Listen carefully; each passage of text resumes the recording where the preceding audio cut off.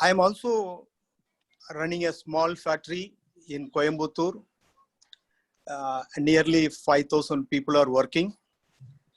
I am manufacturing gold jewelry, diamond jewelry, platinum jewelry, silver jewelry,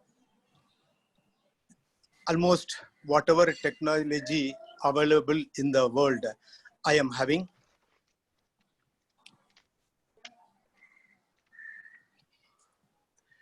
I would like to explain about COVID-19.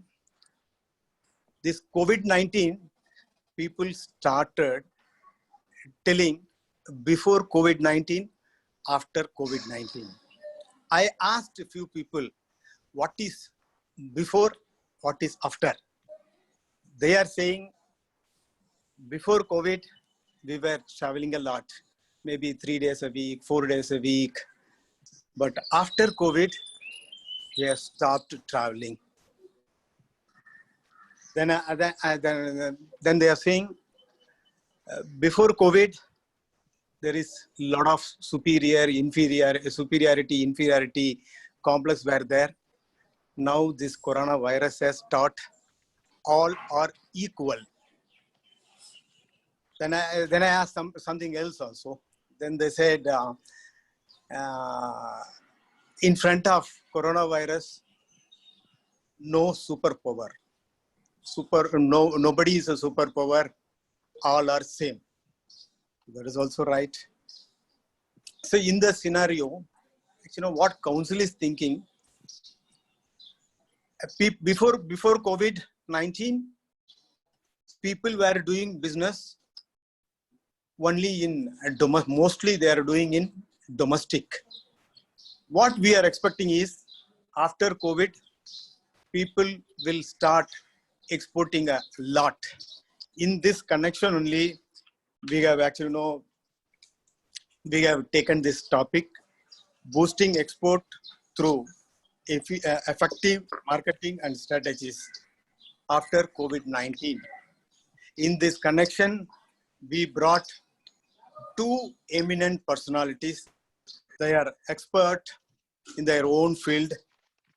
So we want to learn more from them. I'm proud to introduce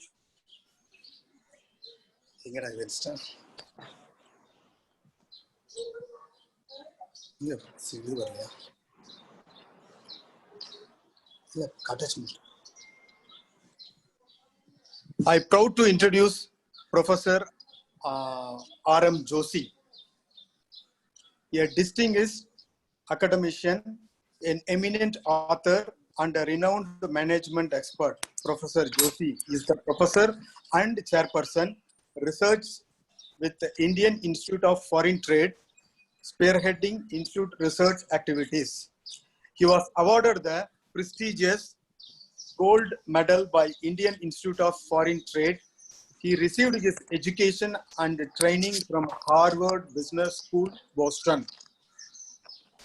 He was conducted research training programs, teaching and consultancy in several countries, including the US, China, Russia, Canada, the UK, France, Germany, Switzerland, Italy, Belgium, Netherlands, Sweden, Denmark, UAE, Singapore, Egypt, Hong Kong, Thailand, Tanzania, Oman, Bangladesh, Ethiopia, Botswana, Namibia, South Africa, Turkey, Rwanda, Uganda, Burkina Faso, Sudan, Mauritius, Seychelles, Niger, Philippines, etc. Mr. Joshi has been involved in conducting training programs for corporate executives, government officials, and diplomats, including customized programs for IAS, IFS, IRS, ITS, IES, ISS officers and foreign diplomats in India and several foreign countries. This is about Mr. Joshi. Now I would like to introduce about Dr. R.S. Ratna, presently working as an economic affairs officer in South and South ESCAP.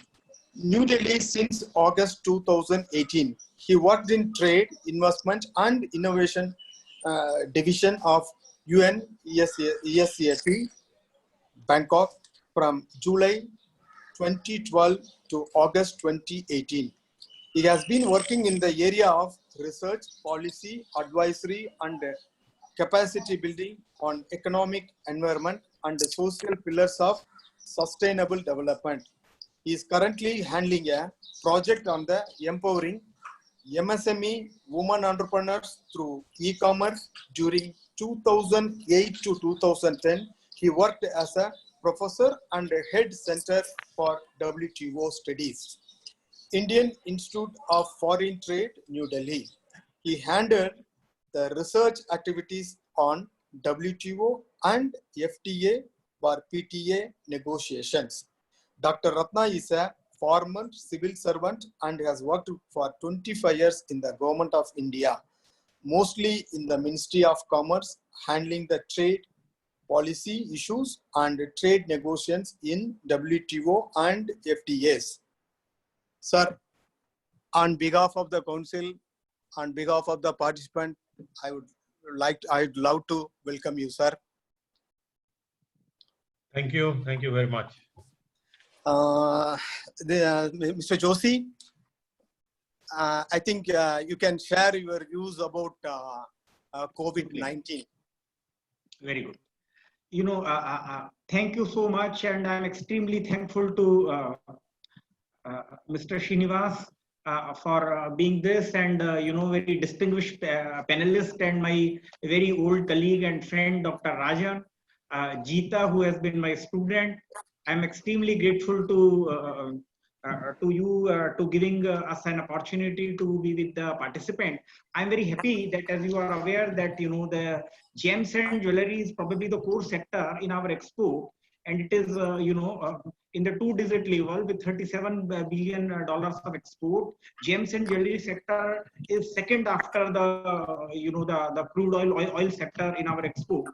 But now the oil price is going down. This is going to be, in terms of the value, the most important sector for export for India. Very importantly, as you are aware, that the gems and jewelry sector, the markets are basically in the luxury segment and that the high-end segment. And with the COVID-19, as I think all of you are aware, the economies not only in India but across the world has come to almost on a standstill.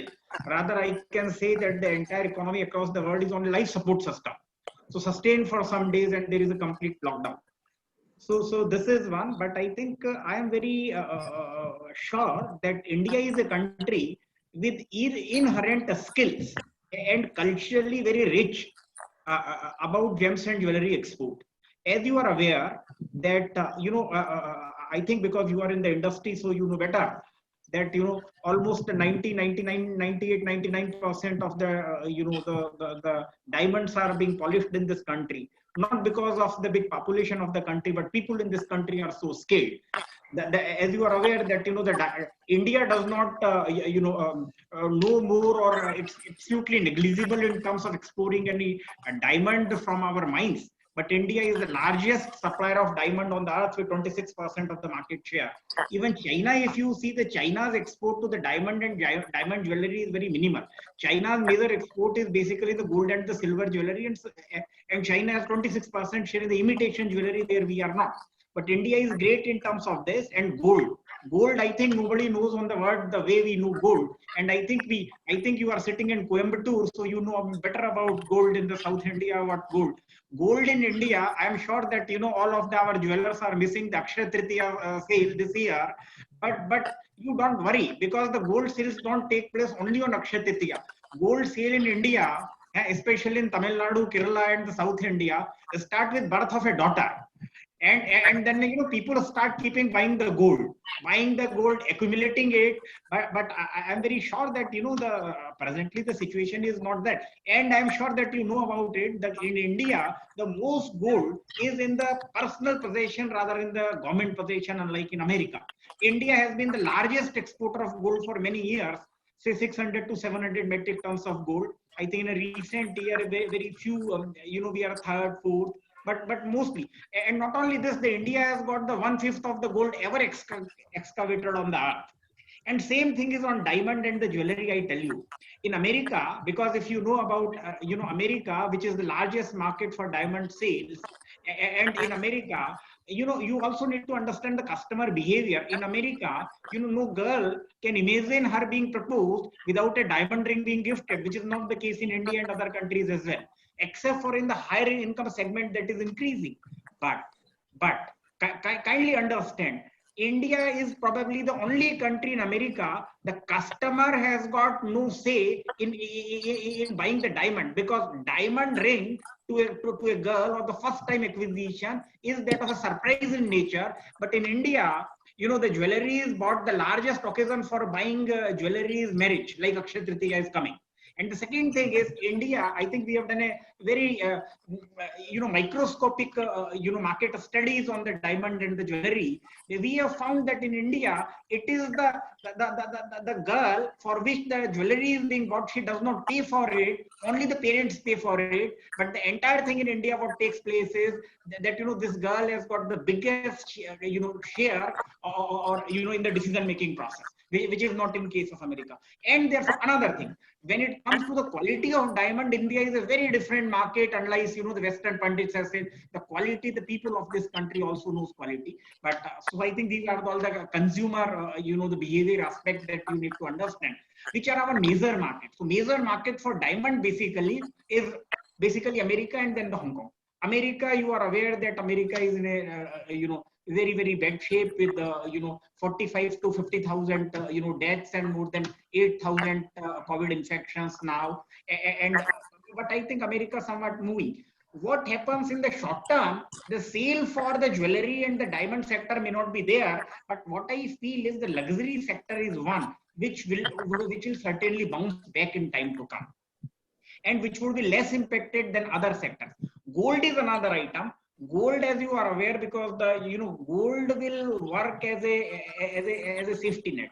The other thing we are selling to the diamond jewelry, our other market is Hong Kong, but Hong Kong basically it goes for re-export from Hong Kong rather than the domestic consumption.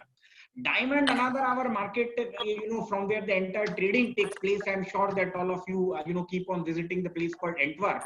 Antwerp is, in between Amsterdam and this Belgian capital. So what happens is, but I'm sure that the entire market in Antwerp, the Dement Street is basically dominated by the Indians. That I'm very sure the European market, I think there is going to be slump. These markets we need to look into. Gold is another market. 60-65%, of our gold jewelry is being marketed to Dubai for the domestic consumption and re-export from there. Dubai is a market, and 30 to 40% of the luxury goods are being bought in the market by overseas travel. 150 million people travel from almost every year from China to other locations. But I think all flights, tourism, travel being at the standstill, I think the marketing has got a very new challenges across the world. So this is it. And another thing is the shopping which takes place by customer going to the market and having a shopping experience, shopping malls. So all shopping malls are closed. So this is, I think, going to impact the customer behavior and the behavior that the firms have. Now coming to the back end. Now, back end, I think, there is a problem of labor availability. There is a problem of complete shutdown at certain places. Certain places, India, now we have opened certain places. There is a complete lockdown at the airports. There is a complete lockdown at the transport. But slowly, I think we'll open. And I'm very sure. Then India, we have got another problem of the migrant labor. Say Surat is the biggest place where the diamond polishing is being done and diamond cutting is being done.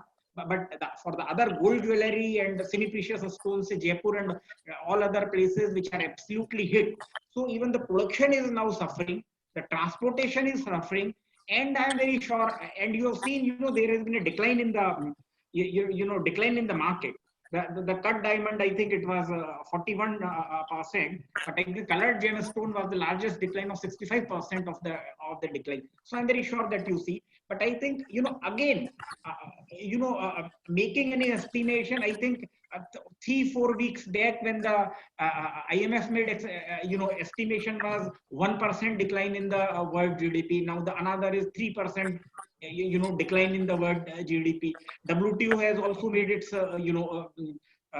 forecast now anywhere between 13 to 32% decline in the overall export, which is likely to witness in 2020. So anyway, there is certainly the situation which requires, which poses extraordinary challenges, and a situation which poses extraordinary challenges requires extraordinary and innovative solution. But I'm very optimistic that, given the strength of the people of this country, and given the diversity, we are very diversified the way China is absolutely not. China is probably nowhere in terms of the diamond and the diamond jewelry export. China's basic export, one is imitation jewelry and gold and silver jewelry. We have got a complete set. But India, I'm sure that our appetite for gold is very much, because we import more. In gems and jewelry sector, we export for say $37 billion, but we import in this sector for about 60 and more billion dollars of that. So Indian domestic consumption is also there. So I think and then I think one more thing is the COVID-19 by making the transportation, travel, shopping, tour, leisure at a standstill has given new opportunities and rather given us a level playing field. Which I think the Chinese were doing, but I think there are various issues related to the product development, the product diversification, the value addition, the patenting, the way and going into the designs and exploiting all those things into the international markets. So I think with this, when the questions come, I'll be very happy to answer that. But I think I wish that, and I'm very optimistic about the people of this country, that I think India would do wonderfully well than any other country in the gems and jewelry. Thank you, Mr. Joshi. Now, Mr. Dr. Ratna, please, you can tell about COVID-19 and actually what way it is affecting in industry. What is the advantage, disadvantage, please. Thank you, Mr. Srinivasan. First of all, let me thank you on your dual role. One, that you are representing Gems and Jewelry Export Promotion Council, and secondly, for taking your time out to moderate this session. I must also thank the hosts, the Gems and Jewelry Export Promotion Council, for giving me this opportunity to share some of my thoughts with you. Especially Dr. Geeta Rani, who I know, and it's always a pleasure to interact with Professor Rakesh Mohan Joshi, my senior colleague. We worked together in IIFT, and I had a great pleasure of working with him, participating in many of the sessions which he conducted. So it's a privilege. On this COVID and the global scenario, I will pick up from where Professor Joshi has left. Let me first of all start with the fact, and we all must recognize, the current situation in India or in the global trade is unprecedented and is very alarming.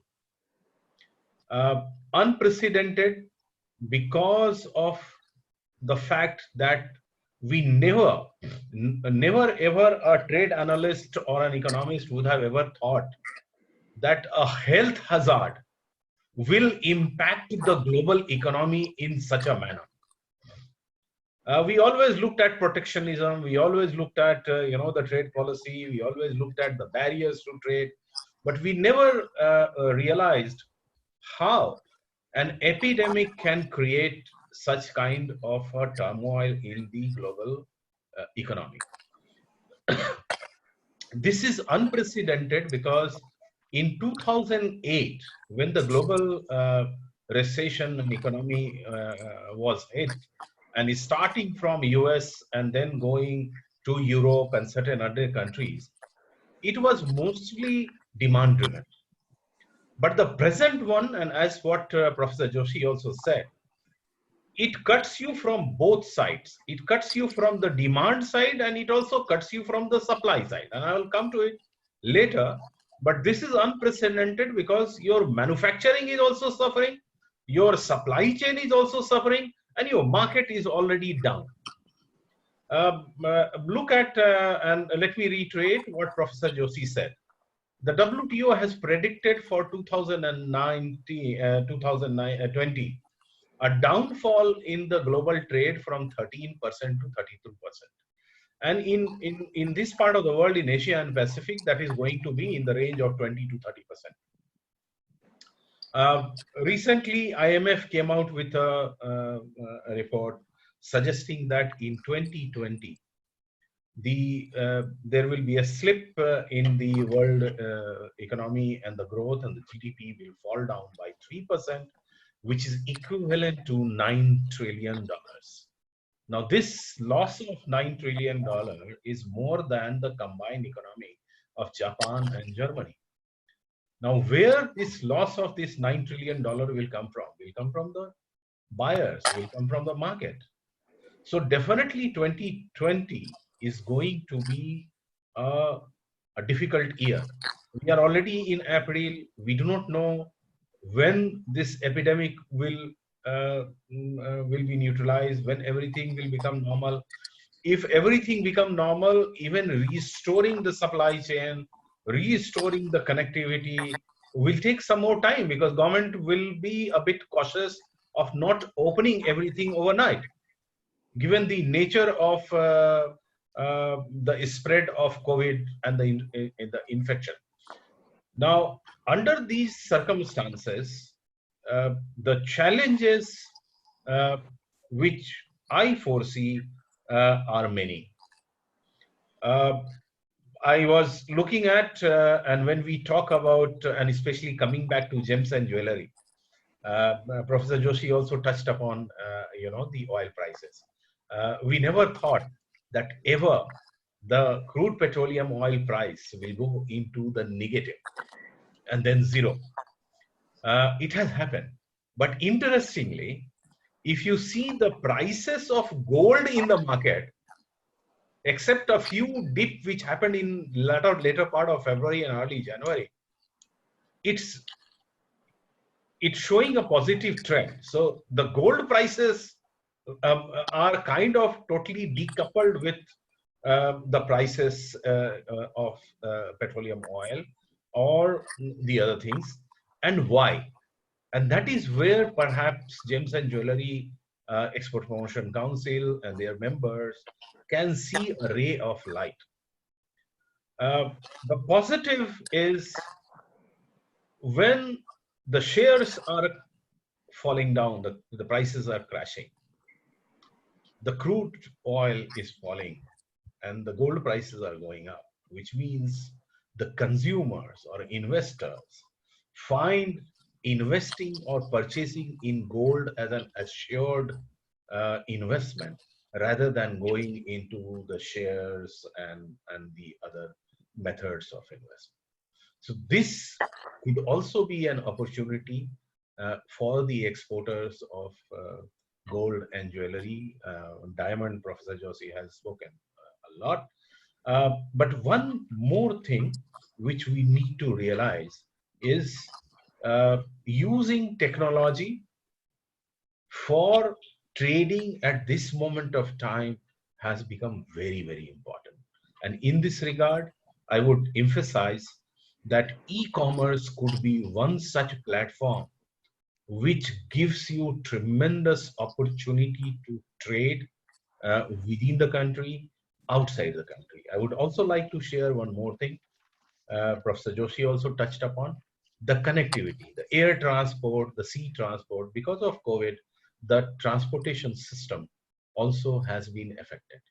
When we talk about free movement of supplies on essential commodities, I don't think gold in anywhere in the world has been treated as essential commodity. Diamond has been treated as essential commodities. So therefore, still there are restrictions in transfer of gold, jewelry, diamond, and other things through it. I was interestingly reading one more report, which was talking about comparing the prices of, air cargo. It said that compared to October 2019 and February 2020, the freight charges had increased by 30%, looking at what the freight charges were between China to North America, and 60% between North America and Europe. So that is the appreciation in the freight of air cargo. And that also is going to be a challenging situation for the exporters from India, because the prices of gold is appreciating, the prices of freight has already been on increase, and the purchasing power of the people are also there. They have, but definitely the sentiments are that people would try to buy gold and jewelry for a better investment for future. I leave it for the time being here. Thank you. Thank you, thank you, Dr. Ratna. Now I'm going for specific questions. After that, no, I think participants know they will also have their own questions. For that also, I think please answer. First question to Mr. Joshi. What are the basic exporters need to understand to enter a new market? First thing I think very important is I'm very sure that those in the jewelry sector need to understand that which are the target market they should target under the change situation. So basically they need to understand the demand for the target markets, that which are the markets where demand is. I will just like to give them a very practical way to identify the market. Now, jewelry market is identified by two ways.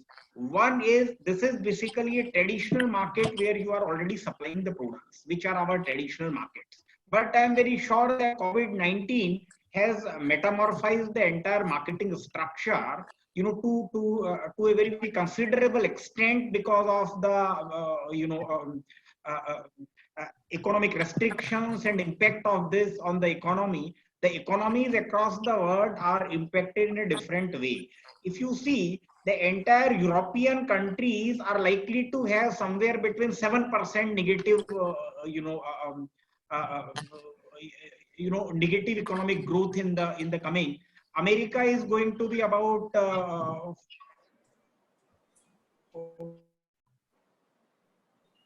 I think in the year, India is probably the only large country which is likely to go in terms of the economy 1.9%. But if you take as a calendar year 2020, our growth is also going to be only 0.5%. But India is one country which is likely to be in the positive terrain, while other countries are less. So this is one that you need to understand. I'll give you that, the exporters, I'm very sure in this webinar, the exporters are attending from a different, skill set level. But, there are some of the established exporter, you can just, make use of some simple databases. And I think if you want to go about the databases, just try the International Trade Center's trade map. I can write it here about the trade map. I can also show you also if you want. Should I show you the trade map? You can, sir. You can. It will take a minute. Just I'll tell you how you identify the the skill set level. I'll just show you the trade map. Just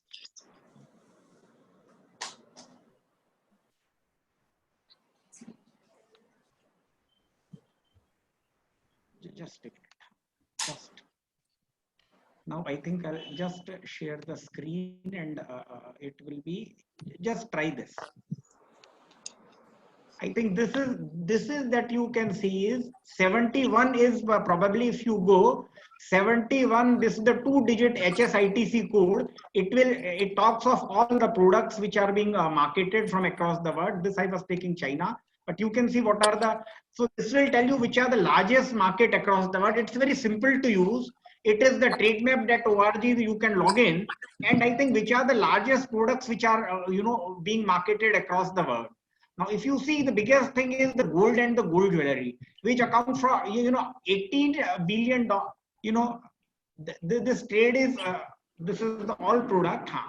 This account for $295 billion trade is the gold jewelry. Then comes the artificial jewelry, 108, and then comes the diamond and diamond jewelry is 107. Platinum, I think some of you might be making is 40. But I think I'm told that China is doing a lot of things into the platinum. Here you get the product wise code. But if you want to know which are the large markets, so there are two ways. One is you can find out the market for your country, but herein you can put the country. So if you can also know about the gold. So if you can know which are the largest exporters of gold on the world, but you also know about the gold jewelry. So the gold big exporters are, as you know, Switzerland. Switzerland basically gold goes and traded. Hong Kong, Switzerland, and UK are three centers. Again, this is another center where gold is being traded. But if you want to get the import of gold jewelry, I think this is the main interest area for us. Now, if you see the big importers of gold is UK, Switzerland, China, India. Anyway, India is probably the fourth largest importer of gold. So what you can do is you can go this and look into which are the large importers of gold. It also tells you the trade balance. Trade balance here tells us that the India, we have got a negative trade balance in gold and gold jewelry. We import a lot of gold and we consume this entire thing. And I think in 2019, India imported 874 metric ton of gold. India was the fourth largest importer of gold. The biggest was the UK with 1.5 this, the Switzerland, China, and India. But if you see, India was a negative trade balance in terms of the gold, but China has even the bigger negative trade balance. This means these are the countries which are accumulating gold. Now even the UK is also accumulated gold over the last year. This also tells you our, the per unit value at which the India has imported gold. Now Switzerland imported 29,000. So unit value means this was 18 karat gold, where India with a high value and even the China with even a higher value, we imported a more pure gold compared to what was imported in Switzerland. Now, this also tells you the annual growth. The India's growth in the last year was 2%. This is the last 5 years growth.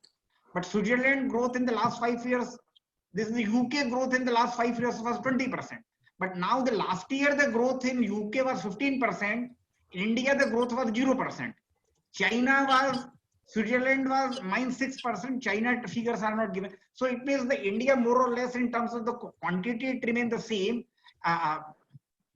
Switzerland, it has reduced, but I think it has increased. Now this tells you the annual, the growth in terms of the value. This is in the value, but share in the world. Now India account 10% share in the export of gold, in the import of gold, wherein UK account for 23% in this year. But anyway, India has been the largest import. Now the gold jewelry, where to export, where to market? This is the question. But you can do it for anything. Now gold, the biggest, if I'll just tell you how. Then another thing, it goes to UK, UAE in terms of. Now you can see India. Where is our kind of we export the gold. Herein you put, and I think it is. I'm showing you a very easy tool. All the participants can just now use this tool and find out. Now where India is exporting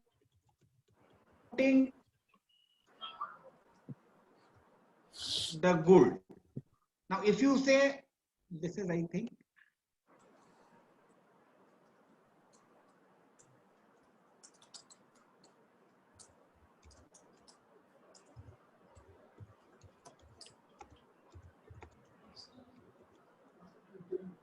if I'll bring my product, what are the products now we are exporting into the jewelry sector? So I think this you can find out, and this is how you identify the product and how you identify the markets. Now this is country, you make it to the product. Now this tells you in terms out of the say the total exported of say India has got this is the fourth digit. Okay, this classification of food is it? Diamond is the biggest item of export out of 37. 21, 22 billion dollar we exported diamond last year, 19. And I think this is the latest data which you get from ITC. Then articles of jewelry, precious material. This is gold and this is silver. Now herein, if you want to know these items of gold, gold, Sir, wait. sir, excuse for a minute. Is there any database where the people can go and find out the right market as well as right product? Very good. Is there any this is the probably easiest database that they can use is the trade map. This is sir, the could you International please? Trade Center. Okay, sir. So this is the database where they can find, and this I am showing that they can do themselves. So UAE account for 61% of our total export of gold. America account for 50% of gold, and you can open on your own own laptops and do it. And 62%. So these are the big markets. Now when this is first you have to do, you identify the product that you want to. So this will tell you how you identify product. This will tell you how do you identify the market, and I think then you can use your own strategy identifying. Then you can go into the microeconomic or the macroeconomic analysis of that particular country, the demand fluctuation on those country, depending upon the COVID-19. What is going to be the fluctuation on this country. These data you can get from various sources, including IMF, World Bank, any site. But I think this is one data that you get. And because our entire marketing of the gold jewelry is concentrated in UAE, but what is required now to the exporters is we need to diversify in terms of we need to diversify in terms of the markets and in terms of the product. So depending upon your own requirement, but this I'm telling you a tool that you can use to market. And you also know what is the unit price that we are realizing and what the others are realizing in these markets. So that's from my side. If there is any specific question, I'll be very happy to answer that. Thank you, Mr. Joshi, for elaborate reply. Dr. Ratna, do you want to add to that question? No, I think he has already stated and demonstrated very successfully about how to look at the market, how to look at the trends of the trade. So I don't think I would like to add. Okay. Rather, some of the question answers were being there, so I am typing to respond to them. So some of them have already typed and relayed. Professor Joshi, there are specific questions for you. If you click and question and answer below, then you can type the answer for everybody. I didn't give the answer because the questions were specifically mentioned. Did you type the answer? No, I can tell the answer like this. Yeah, so you can see the question and answer. Okay. It's there at the below. You go at the bottom of it, you will find Q&A, and you click, and you will find some of the questions. Dr. Ratna? Yes. Sir, is it the right time to go for the free trade agreement with the countries? If so, then what should be the parameters to go for the trade agreements? Honestly speaking, this is not the good time to go for FTAs because we do not know when the situation will normalize. Okay. India has just pulled out of RCEP negotiations. We had a lot of concerns from import surge coming in from China and from other countries, agriculture, automobile, etc.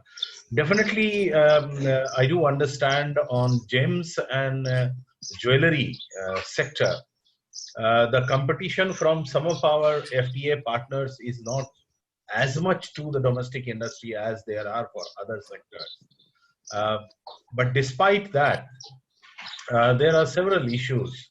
But I think selection of countries. Now, India has started negotiating with European Union a comprehensive economic cooperation agreement, I think almost 10 years ago. And at that moment of time, I was also a part of that team. But somehow, after 7-8 years of negotiation, India felt that there is need to go slow down in negotiating with them. The another FTA which could be of some use perhaps to the industry would be FTA with EFTA, where Switzerland, Norway, Liechtenstein, etc. are members, and we know many of the gold and gold bars we import from EFTA countries. The problem is when you look at in terms of export promotional activities, there is a revenue angle. And so the bullion and gold has never been in the duty-free list of India in any FTA. So they have to be imported under payment of the duty, unless you are importing under the export promotion scheme, which is allowed under the export-import policy, where you can import duty-free or you can source the gold from the canalizing agencies and then you re-export. But definitely EU, and we heard a lot about when Trump was coming, that India may have an agreement or start trade negotiation with USA. Of course, that may also bring some kind of a challenge to other sectors. But given the fact that, and as what Professor Joshi was telling, India's largest market on gold and jewelry and diamond, if it is towards US and EU, then definitely if you enter into a free trade agreement with these countries, you have a better possibility of getting a market access. But the FTA will not be only in this sector. So there would be other sectors which will be covered. And so the government and other sectors of the industry will also have to take a view into the benefit, the challenges which may emanate from those FTAs. But I think this is a good time for Gems and Jewelry Export Promotion Council and its members to debate this issue of FTA. FTA cannot be signed and cannot be negotiated overnight. It will take minimum 3 to 5 years to start negotiation and conclude and implement. So focusing on which is your important market, whether in those market, what is the duty when you are exporting it to them, and whether FTA will bring those duties down to zero, and then only you will get a benefit. And if you get an answer to these markets, their duties, and a possibility of them bringing our export interest items into zero duty, this exercise, I think, is important for the Export Promotion Council to get engaged into now. Sir, if you may allow me, I have a fundamental question. Sir, with any country, may we go for one product negotiation, say, for example, only for gold jewelry? Can we go for a FTA with any of the countries, say Turkey, only for one product?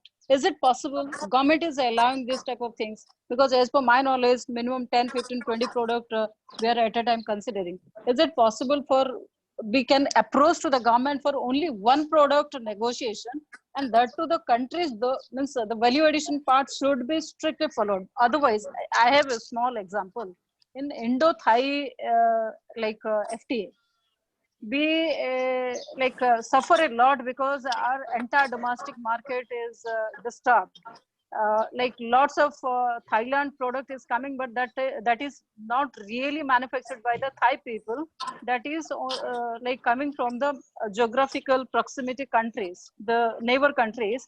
And Thai is giving a country of origin certificate officially for that product even, and exporting to the India. So in that scenario, is there any punishment system if any negotiated country is violating any of the FTA? That is one thing. Second thing, can we negotiate only one product only one product with a particular country as per our choice. Is that allowed? Okay, let me get into this one by one. Theoretically, answer to your question whether India can or any country can get into an agreement on only one item. The answer is yes and no, depending on the country with whom you are going to negotiate. If you are going to negotiate the agreement with a developing country, the answer is yes, because with a developing country, you have a flexibility to negotiate a preferential trading agreement, and preferential trading agreement can be even for one item. Like we had a preferential trading agreement with Afghanistan, where the total number of items covered are only 8. So when you talk about having an FTA only for gems and jewelry sector, not one item, definitely there would be some item. It is possible, but this is only possible with a developing country or a least developed country. But be mindful that when you enter into this negotiation, you also will have to see the aspirations of the other country. So while you may want only one sector, they may want India to open 10 sectors for it. And if they want India to open 10 sectors for it, you will have to negotiate. So theoretically with a developing country, yes. With developed country, no. Because with the developed country, there is a rule in the WTO, and especially the regional trading agreements are covered under Article 24 of GATT. The conditionality in the GATT is that for a free trade agreement, substantial all trade should be covered. Now with one item, one sector, or 100 items or 500 items, this never covers substantial all trade. So if you are looking for a developed country and you want to go into this FTA on only one item or two items, that is not possible legally. Coming to the question on Thailand, there are two issues. When we were negotiating with Thailand, at that moment of time, if you see, the rules of origin was 40%. And we consulted actually at that moment of time, Gems and Jewelry Export Promotion Council, and we consulted some of the top industries. There are only few items which are covered under India, Thailand early harvest. There are more items which are covered under India and ASEAN, under which also Thailand is a member. So you need to first know, when you are talking about import coming in from Thailand, you are talking about India, Thailand early harvest, or you are talking about India, ASEAN FTA, because the rules of origin in these two agreements are different. Now, India, Thailand early harvest, the rules of origin is much more relaxed, but be mindful of one more fact. In both of these agreements, there is an operational certification procedure, which makes it imperative for the importing country customs to check the genuineness of the certificate of origin which has been issued by the exporting country. And why I am bringing it, if you are convinced that the rules of origin either of India, Thailand early harvest or India, ASEAN FTA is being violated, you can approach customs and you can tell them, especially you have to go to the DRI, in telling him that this kind of certificate of origin where they are certifying, say 35% value addition, we know gold and diamond, whatever processing you will do, it can never generate 35% value addition because the raw material is so costly, the value is so high, and so it will not be possible. And that case, if you build in, then the customs would surely intervene into such imports which is happening. It also has the power to go to Thailand to inspect those factories and check whether the conditionality of the rules of origin are complied with or not. This happened in case of Sri Lanka, this happened in case of Nepal, and it can also happen in case of Thailand, provided you build out a case? Thank you. Thank you, Mr. Dr. Ratna. Now this question is to Mr. Joshi. Gold precious metal jewelry is a luxury product. After this post-COVID-19 economic era, how we will establish our product and get the right value, not only for jewelry, but also for our innovation, design, heritage products? Very good. Now, post COVID-19, as you have, we have already discussed, the impact is going to be certainly, injurious. And what is going to be the impact of COVID-19 is very difficult to forecast right now. Although we are receiving, minus 3% decline in the total economy, 13 to 32%. But all this, I think we have taken into the best, very optimistic and the pessimistic assumptions as well. But nobody knows, as whether in the 6 months the things would come under control, or it may take a year, or it may take a longer. So I think it's a very, very uncertain terrain in which I think we are now moving forward. We absolutely do not know, when the production facilities and markets, would get open. But I think now under this circumstance, there will be two types of companies which I feel in the jewelry industry. One will be those who will think that I think a calamity has come and, to pay to the labor and let's close and, do something else. Another is in case, but jewelry, it seems very difficult because I'm very sure the investment in jewelry is very high, because high value for money, unlike the other industries.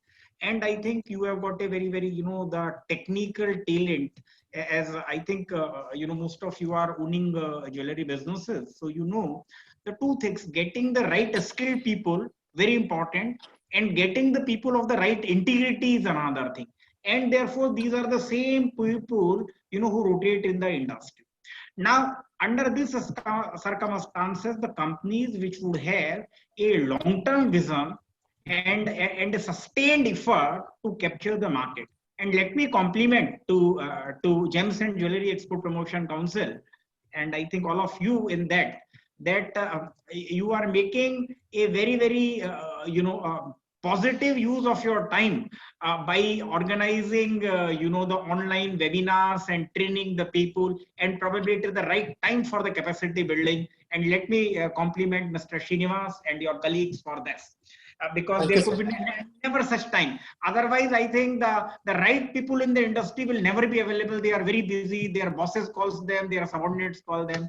So the only thing the companies need to focus at all levels, not only this kind of a training, but in case of production training, skill upgradation, because we do not know. But certainly, bad times will be over and good time will come. However it comes, I am not going to discuss with that. But so one thing is the investing in the training. Second, once the markets open, immediately we are not expecting the customers, the mobility would remain restricted for quite some time. Could be 6 months, 1 year, could be 2 years. The restriction in mobility of the buyers. Now, as I told you, 30-40% of the buying in case of the jewelry and luxury items take place once people travel overseas. India, say you go to Dubai, you buy it. You go to Switzerland, you buy it. People go to Antwerp, you go to Antwerp, everywhere, near the railway station and the airport, they say the best diamond is available in the Antwerp. People go there and buy. Knowing, and I'm very sure that they will not find a better diamond that they can buy in Mumbai or Surat, but people buy there. So that restriction is going to remain for 6 months to a year or 2 years. Second thing, even in the domestic markets, the movement of people going to the shopping mall for what we call in marketing as an experiential marketing or shopping purposes would remain restricted. Now, the second thing comes is, and therefore, I think we need to focus more on digital marketing, digital, and digital promotion. And not, not only the digital marketing, but I think what is going to happen is probably the multi-channel marketing or the omni-channel marketing. You need to make use of every channel, not only internet. You use all the social media, WhatsApp, Facebook, And I'm sure most companies are doing it. And the luxury companies, especially the brands like Prada, Louis Vuitton, which were never using the online marketing, have started using it. And I'm very sure it will transform how the customer behaves, and it will also transform how the company behaves. Now, what happens is before the customer reaches to the market, it is the right time that you need to establish, you know, a linkage with your own customer, and you know, long time loyalty with the customer, that when customer goes, either he goes to Antwerp or Surat, he asks for products of a particular brand. One thing which have been missing in India is the in terms of what we call as a branded jewelry. Most of us have been in the segment of what we call the trading of the jewelry, and brands is missing. And I think this is probably the right time to create the brand. I think once the market opens up, and I'm very sure, because you sell the market, and you know, especially in terms of the diamond, how the price of the diamond is being decided. You know, diamond goes on the consignment basis. Consignment basis is you need a very trusted person there, and you are aware that a lot of diamond which comes back as well. So it is the time for building a bondage between the customer and the companies. And I think the backend, you know, activities which the firms can do right now, at least the marketing activity, and you know, having a bond with the customer, B2B seller. Now, you know, diamond nobody thought of, because 20 years before, when I was writing the book, I used to write that online marketing is only for the products which are not the customer products. And I think I interacted with the jewelry manufacturers at Jaipur and Surat and various places. And I think I was saying that I think it will take time for jewelry to come with the online and digital marketing. But I think the time has come now that each one of you need to have online marketing, and probably, you know, the digital marketing, use of the multi-channel approach, forging a bond with the customer. And what is very important is that you know, once the customer comes back into market, it is the time that to innovate. I think India, in terms of the design, as you are aware, that Chinese designs are absolutely wonderful. You know, incidentally, I also visit a lot of art fairs and art exhibitions across Europe. And I think in November, December, I was in a place called Florence.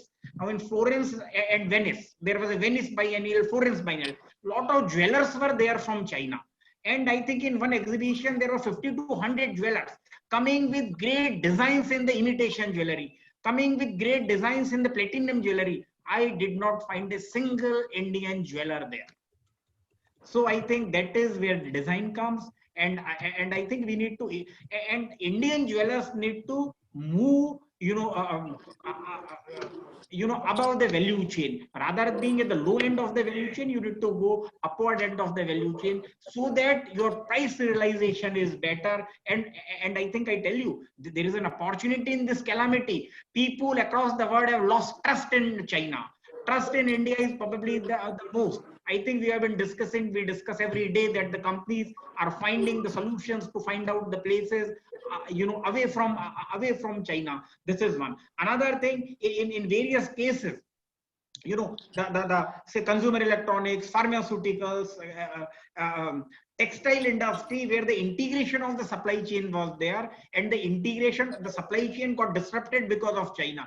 But I think jewelry is something, except for the things are being traded from Hong Kong. It is the opportunity why the diamond and the gold and the silver jewelry, you know, goes to you export to Hong Kong to be retraded and re-exported there. Why can't you make it in India? I think it's a challenge for the Indian jewelry industry, and I'm very sure that your Gems and Jewelry Council can can make use of this time, you know, apart from the training, you know, to discuss with your members and make India a trading hub for gems and jewelry. You know, the Indian lot of gold goes to Dubai, 60-65% of the gold, and from Dubai it goes elsewhere. Why can't it travel from India? Now, Dubai is another market which will be Dubai. Basically, the economy was on the services based economy.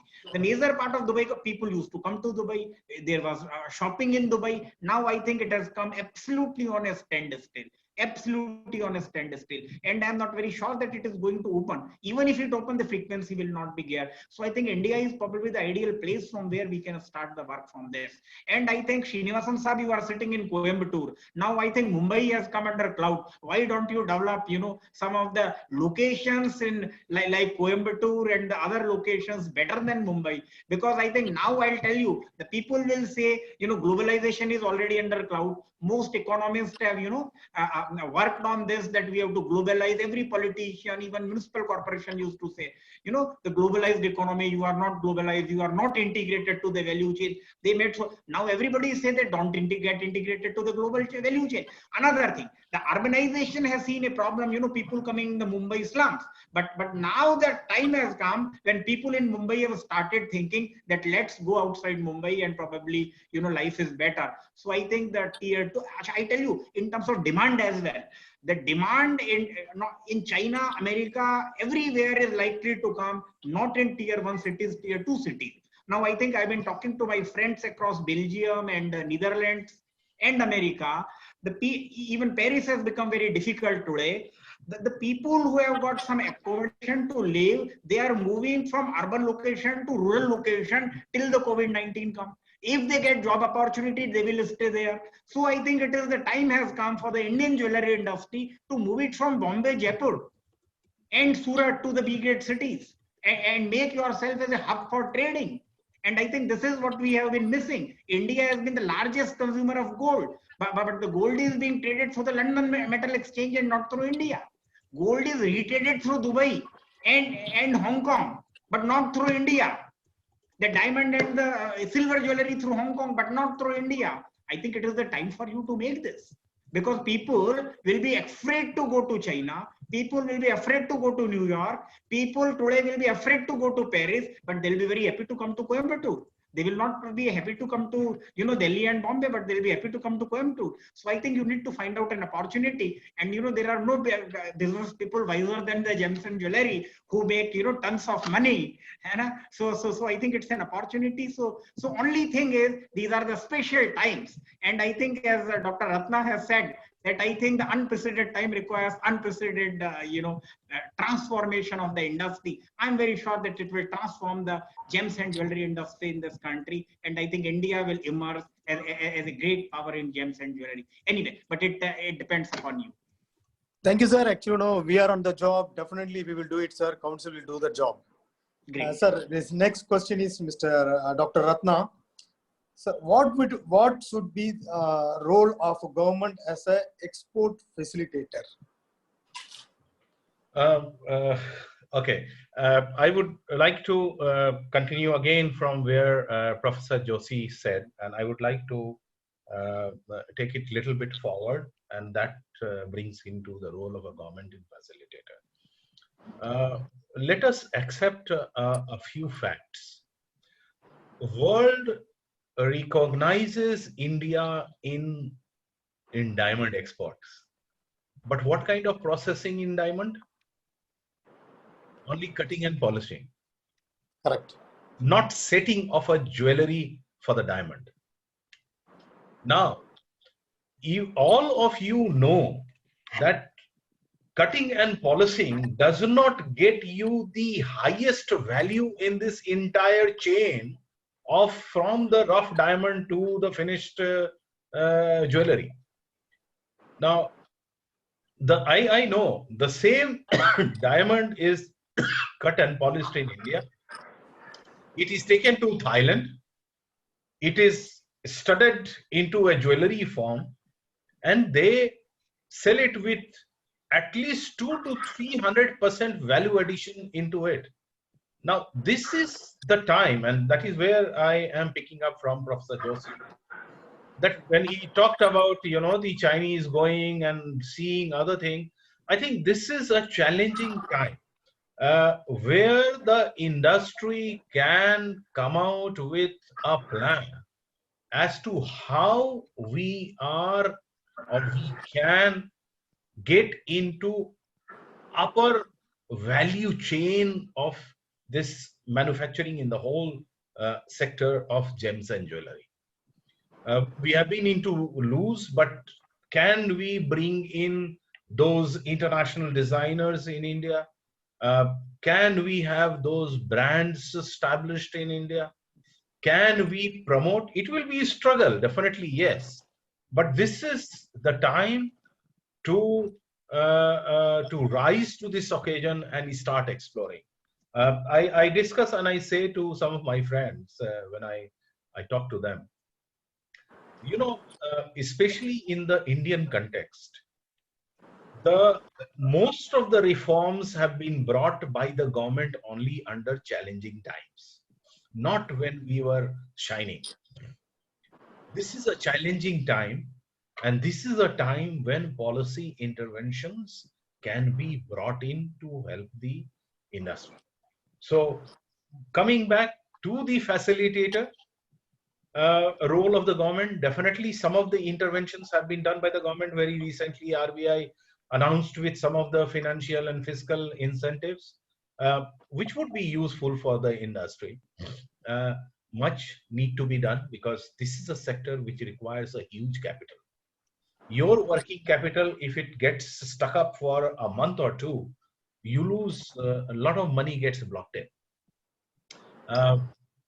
And so government facilitation could be in two things. One, use of electronic methods in, I don't know how is the GST refund and other things working in gems and jewelry sector. But I am aware for the other sectors where people interact and they say that a lot of money is being blocked down and working capital is blocked in. This is one such sector or one such issue where the domestic industry could go to the government and make a request. Secondly, many of the clearances and other things are already electronic but need to be made more successful. Thirdly, whenever you are trying to promote your brand, whenever you are trying to promote export, whenever you are participating in trade fair, definitely these are the specific places where government intervention would be necessary as a facilitator. And when we talk about a government, I was about to reply to one of the questions, my turn came. One of the way the government can help you is through the embassies or the commercial missions abroad. The basic purpose of having commercial missions in many of the countries was to promote export. But how many of you, I can ask you if that question, how many of you have benefited because of these commercial wings in the embassy? How many of you are really aware that there is a commercial attaché which is existing in that particular country? And that is where the government need to intervene, because they also need some handholding, they need some capacity building to understand the situation. And one of the prescriptions at this moment of time in this COVID is that these embassies and commercial missions can play a very, very important role in promoting your export interest to these countries. They can talk because they know there is a market. They can have a meeting. They can bring in and talk to the top importers of that country. They have the database. They can organize through these webinars and meetings a buyer-seller meet right now, so that immediately when all these restrictions are over, you already have negotiated with a buyer, you already have identified a market, and it's only the shipment which has to go. So early movers advantage is very, very important, and I think this is a time where even Ministry of Commerce, we read the report, and you would have also seen the export is down by around 30% in month of March. So April is a total lockdown, so it's going to be further down. May maybe recover, not recover, we don't know. If 3rd of May things will improve. So we are seeing a slump, and there will be a pressure on the Ministry of Commerce officers as well as minister to boost export. And this is a time when you can go as a Gems and Jewelry Export Promotion Council in already Professor Joshi has shown who are the major importers in the world for these products. You may not be exporting, but there is a demand that we know. So there is a market. And because of these restrictions, there would definitely be a void in that market because your competitor also may not be supplying to them. And this is the time when, if through embassies and commercial missions, you can get in touch with those importers. And if you can break it through, then you would be very successfully breaking into some of your competitors through these interventions of the government. Thank you. So, Mr. Ratna, this question is related with what answer you have given. No, it's a continuation only. See, right now, out of global import, India is exporting 10% of the jewelry. Right. Okay. In India, as on date, actually, supply and demand. Supply is more, demand is less.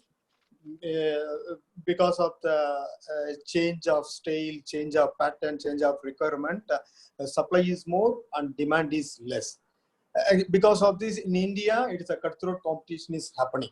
Now it is a very good opportunity because in as on date, India, all type of technology available, skilled manpower is there, education is there, everything is there. But only thing is lack of knowledge. Actually, whatever the other 90%, no, their requirement is different. Our manufacturing is different. For this, no, actually, we have to do market study. We have to participate in the international exhibitions. What way government can help? Specifically, I'm asking. That is what I was saying. See, right now, and I do not know in another 3 months or 4 months, you will be or anybody will be able to participate in trade fair. Okay. So there will be a travel restriction. Okay. So the option is, do you sit at home and crib? Do government say, oh, yes, we want to help you, but let these restrictions be lifted? Then you lose that time of 4 months. And that is why I'm giving you this prescription, that the time to act now, if you want, is, as you rightly say, we have all electronic gadgets. I mean, I know there are around 200 participants who are participating in this webinar, thanks to Gems and Jewelry Export Promotion Council. But can government act as a facilitator? Can through embassies or these commercial missions, can they connect Indian exporters with a particular country importers by arranging a buyer-seller meet online, rather than waiting for another 6 months to go for international trade fair? Is it possible? If it is possible, then one is you are face to face with a potential buyer. He is also looking for an opportunity. See, you are looking for an opportunity to export, but many of the Indian exporters are also dependent, at least in gold and jewelry and diamond, on import. So you have an inventory, but you don't have an inventory for 6 months or 1 year, right? So you also will come into a vacuum if these restrictions continue. And if you are overwhelmed with the orders, you will not have a raw material even to source after some time because of these restrictions. How will you get your raw material? Where you get the rough diamond from? The prices will go up, as you say, demand and supply. The prices of sourcing your raw material will go up. But will the finished product market prices will also go up? I don't think it will go up to that extent, to the extent your raw material prices will go up. That means you will have to cut down into your value addition. You have to cut down into your profitability. And one more thing which I wanted to touch upon is the labor. Whenever you are looking into a diamond, whenever you are looking into a jewelry, it's not all Indian manufacturers are into automated machine. You have a lot of labor. Now, many of the factories are suffering, and I am sure even many of the gold and jewelry exporters would be suffering from this shortage of the labor. Cutting of the diamond, polishing of the diamond is a purely man work. But do you have 100% presence of your labor under the lockdown condition? Definitely no. But this time you need to utilize as an exporter in talking to the potential buyers, trying to get the orders so that as soon as these restrictions are lifted, You don't need to wait to participate in another trade fair to get some new orders. And that is where the government can help. As and when the trade fairs will happen, government already gives you some amount of money through market access initiative. I don't think that is a sufficient amount of money to be given to participate in trade fair. But I think as a stimulus for the time being, because the economic recession because of the COVID is going to be there even in 2021.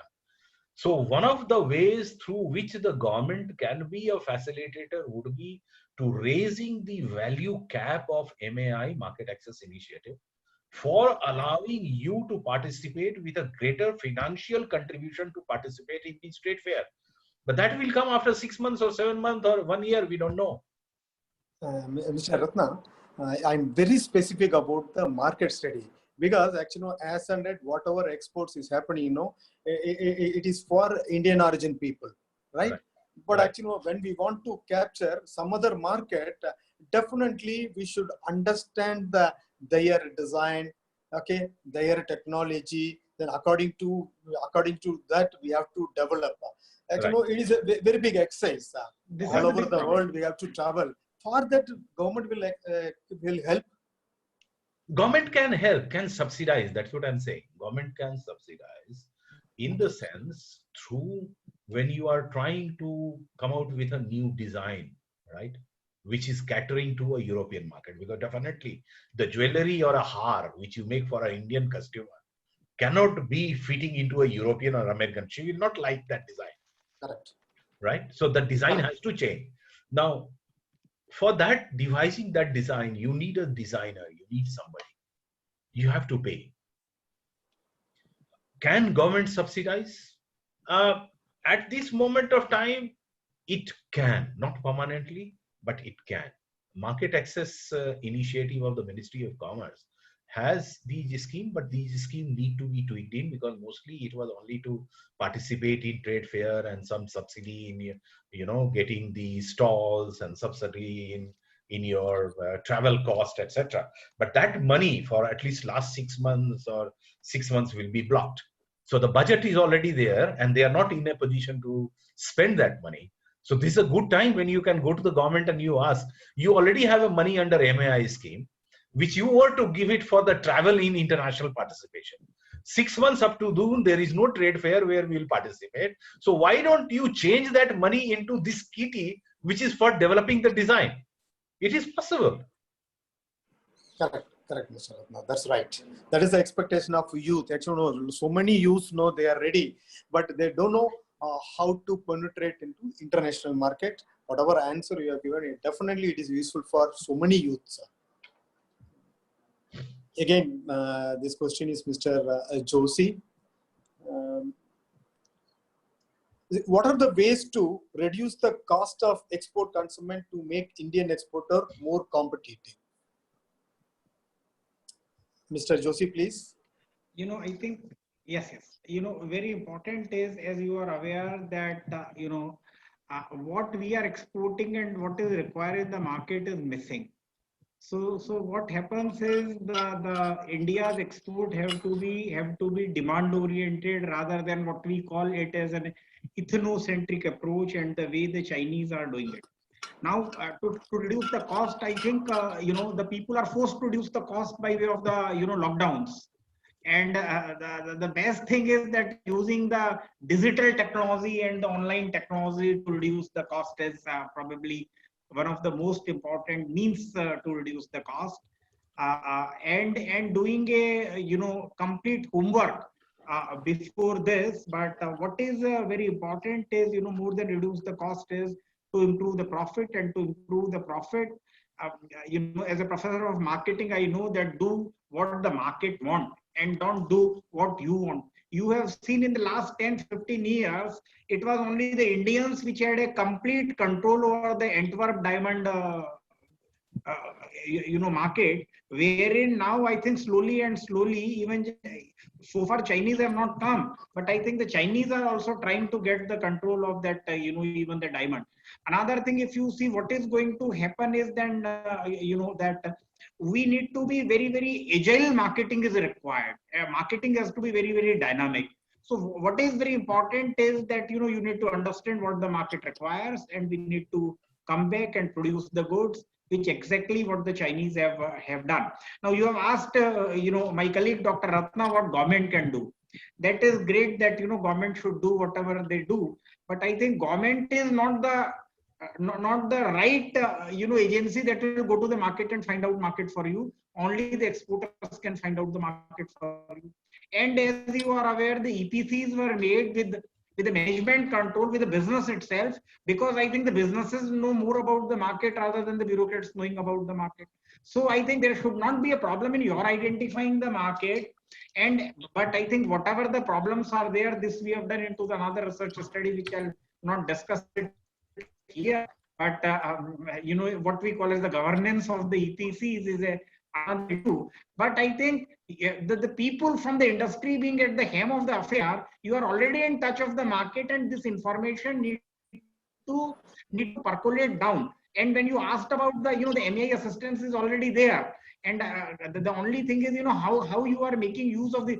I tell you one more thing, because when all production, all economic activity is coming to a standstill, I'm telling you from a purely professor's perspective, government will not have money. So how do you expect government to give you more money in time to come? Government. So it has to come only through you and not through the government. Okay. All the cost cutting is, and you have to be innovative not only in the designs, but you have to be innovative in terms of shipment. You have to curb the cost of logistics and whatever. Now I think the cutting cost, you are aware, I'm sure that you are you are organizing virtual trade fairs, live streaming. Even the luxury brands in China have started. I'm not very sure that how many the Indian brands have started the the virtual reality exhibitions and the products live streaming, which I'm sure the most luxury brands have started now across Europe and America. So I think you need to follow the innovative technology for that. And I'm very sure that the Indian jewelers have got a better the better hold in the European market than the Chinese have got as on date. Because I think you have got your own people placed across European countries and the big market. So I am very sure that using of the innovative technology will help them. Thank you. Okay, thank you, Mr. Joshi. This is a question to Mr. Ratna. Sir, is it possible to have a close link between trade policy and promotional activity? If so, then how? Indeed, every trade policy, when you are talking about, has the link to for the promotional activity. Say we talked about FTA. What is the FTA? FTA is also to get you a preferential market access. The whole foreign trade policy, which gives the incentives. There is one full chapter for gems and jewelry is an incentive. So definitely yes, there is a link. The only thing is what I feel, these issues need to be looked into a perspective of time. What policy is important today, it need to change maybe after a few years, because the world dynamics, our own manufacturing, our own industry upgradation has changed. So, and that is where industry's input, that is where export promotion councils become very, very important, because I know whenever there is an annual exercise of review of the foreign trade policy, export promotion councils are consulted. And that is where is the time when intervention from the private sector to the government in updating them with the latest developments and what kind of policy interventions are required at this moment of time becomes very, very important. Okay. Dr. Ratna, one more question also. What is the intellectual property right? How it can help to establish the Indian jewelry brands through IPR by encasing this situation? I was saying, and Professor Joshi also talked about Louis Vuitton, right? Intellectual property right is nothing but a kind of your brand image, and it gives you a legitimate brand image. You talk about in gold, we talk about hallmark, right? So there are many Italian designers, there are many world designers who are known, De Beers, right? In India, we have this Tanishq. So they are all brand. They operate through their own trademarks. They operate their own brand imaging. So basically, intellectual property rights gives you a legitimate right globally to create your own brand. And through this brand, you are established world over. Branding gives you two things. It doesn't give you only the imaging, but it also gives you a higher price for your product, which otherwise you will not get that much because you don't have a brand. And when I was talking about the case of a diamond, that in India, what we do, we import rough diamond, we cut and polish, and then these loose diamonds are exported to other countries who then convert into a jewelry or design. There they are creating a brand. But when we are exporting cut and polished diamond, we don't have an intellectual property right over it because the single diamond which we have cut and polished doesn't belong to us. So we do not get the actual right price for the work which we are doing. And therefore, in the international market, to get into a high value added sorry, product, it is very, very important for Indian exporters in gems and jewelry to get into the brand image. Thank you very much, sir. Sir, I also have to attend another meeting in 3 minutes. Yeah, I know. I would be leaving soon, but anyhow, thank you very much for this session. It was very interactive. It was also learning, and I learned a lot even from Professor Joshi and your intervention, as well as some of the questions. So thank you very much, and I'm sorry I have to leave it slightly early. No problem, Mr. Ratna. I think you can give, actually, no, Mr. Joshi will stay with us. He can answer one or two questions what the audience asked, you know. Yes. Oh, I see a lot of questions to him, but he's a master guru in marketing, so he can answer I know, sir. just like this. Thank you, Dr. everybody. Ratna. Thank you very much. Namaskar. Thank you, Dr. Ratna. Thank you, sir. Thank you so much. Madam, you can ask the question, madam.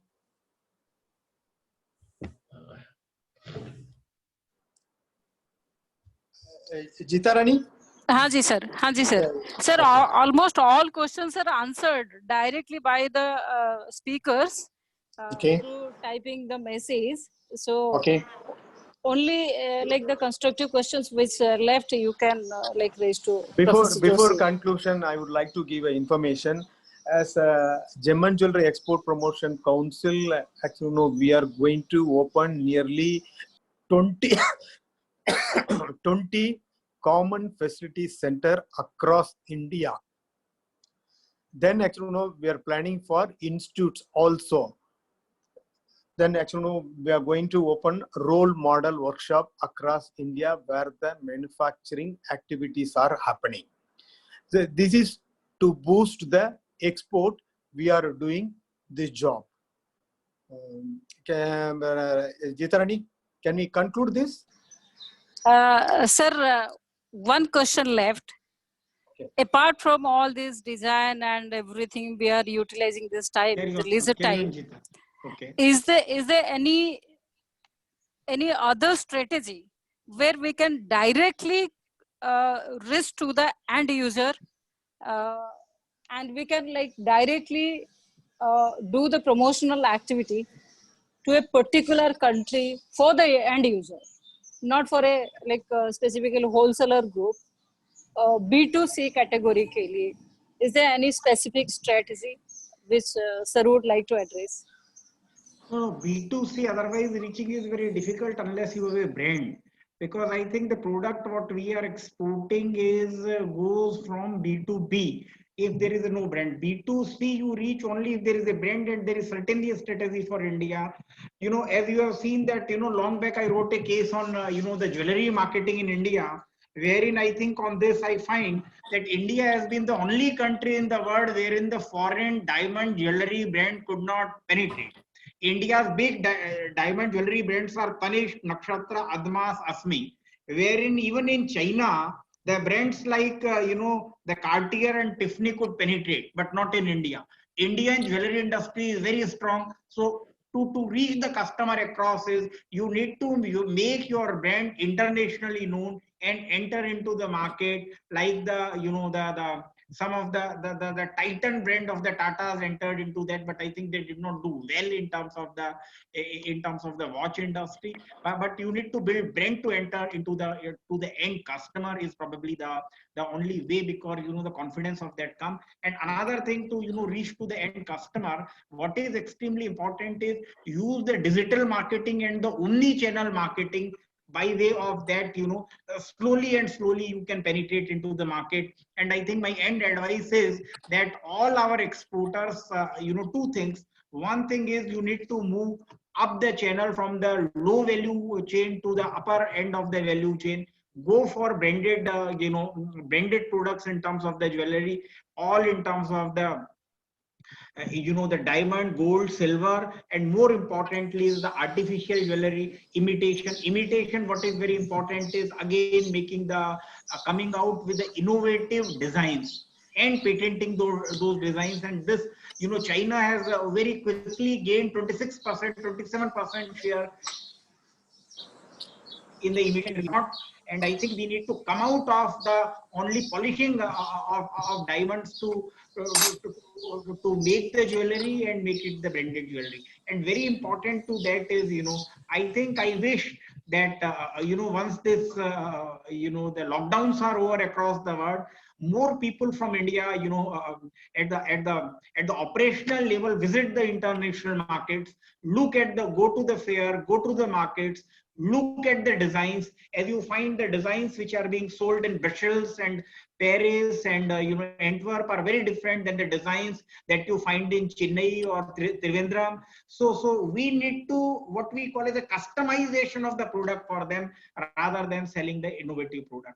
And I think with this, I am very sure that your council is very proactive in organizing these things.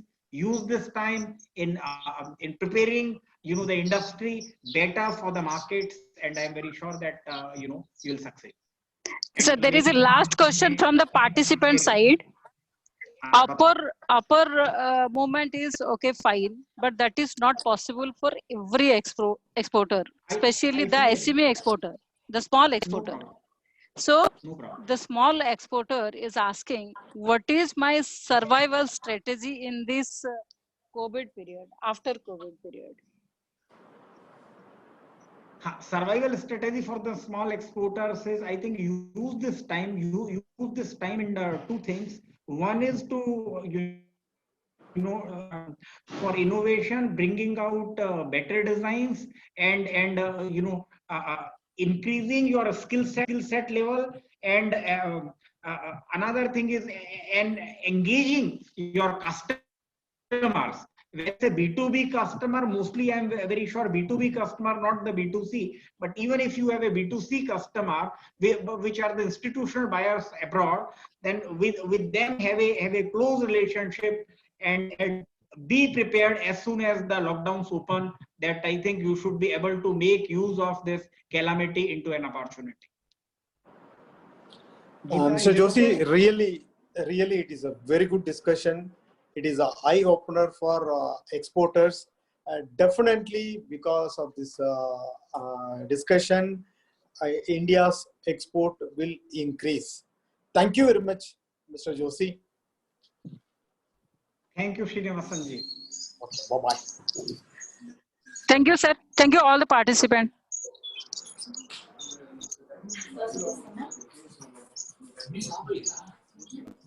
I would leave the meeting. Yeah. Yeah, sir, you please. Huh? Thank you, sir.